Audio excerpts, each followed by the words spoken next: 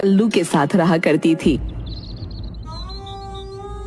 एक दिन आरती जब सोकर उठी तो उसने देखा उसका बहू बेटा कहीं बाहर जाने की तैयारी कर रहे थे। कल्लू बेटा, सुबह सुबह बहू को लेकर कहाँ जा रहे हो? हम ये गांव छोड़कर जा रहे हैं माँ। गांव छोड़कर जा रहे हो? कहना क्या चाहते हो? आपसे कितनी बार कहा था माँ जी, इस मकान को बेच दीजिए, मगर आपको हमसे ज्यादा अपने मकान से प्यार है। बहू, इस मकान में मेरे पति की यादें जुड़ी हुई हैं, मेरे बेटे का बचपन जुड़ा है, भला मैं इस मकान को कैसे छोड़ सकती हूँ? अगर आप नहीं बेच सकती तो आप यहीं पर रहिए, अकेली। मैं इस गांव के माहौल में इन जाहिलों के साथ नहीं रह सकता, इसीलिए मैं अपनी पत्नी के साथ हमेशा हमेशा के लिए ये गांव और ये घर छोड़कर जा रहा हूँ।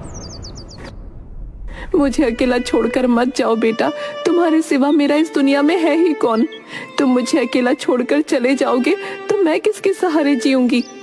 मुझे पता था माँ जी, आपके ड्रामे शुरू हो जाएंगे। इतना बोलकर कल्लू की पत्नी कल्लू की ओर देखकर बोली, अब चलिए, बस का टाइम होने वाला है। माँ जी को तो हमेशा आदत है रोने धोने की। कल्लू और उसकी पत्नी आरती को रोता छोड़कर चले गए। आरती बहुत देर तक अपने बेटे की याद में आंसू बहाती रही। दोपहर के समय आरती अपनी दोस्त सविता के पास चली गई। क्या हुआ आरती, तुम्हारी आंखों में आंसू क्यों? आज तुम्हारी बहू ने तुमसे फिर झगड़ा किया? नहीं सविता, आज मेरी बहू ने वो किया जिसके बारे में मैंने कभी नहीं सोचा था। साफ साफ बोलना, क्या हुआ? मेरा बेटा अपनी बहू के साथ मुझे छोड़कर चला गया। आखिर मेरी क्या गलती थी? सिर्फ यही ना, मैंने अपने पति के जाने के बाद अपने बेटे को शहर में पढ़ाया लिखाया, अच्छी परवरिश की।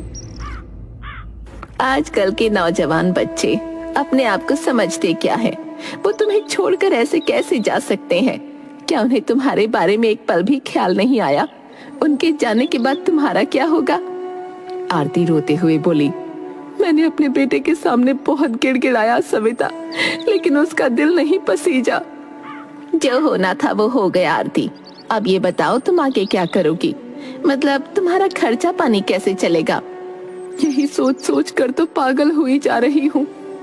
तुम हिम्मत मत हारो आरती। जब तुम्हारे पति जीवित थे तो वो समोसे का ठेला लगाया करते थे और तुम उनके साथ समोसे बनाती थी। तुम अब भी वही काम कर सकती हो। शायद तुम सही कहती हो, जीवन व्यतीत करने के लिए मुझे कुछ तो करना ही पड़ेगा। हिम्मत मत हारो आरती। इन नौजवान बच्चों को दिखा दो, उनके बूढ़े माँ बाप उनके बगैर भी अपना जीवन काट सकते हैं। उन्हें हर कदम पर हमारी जरूरत है, हमें उनकी नहीं। सविता की बात सुनकर आरती के अंदर हौसला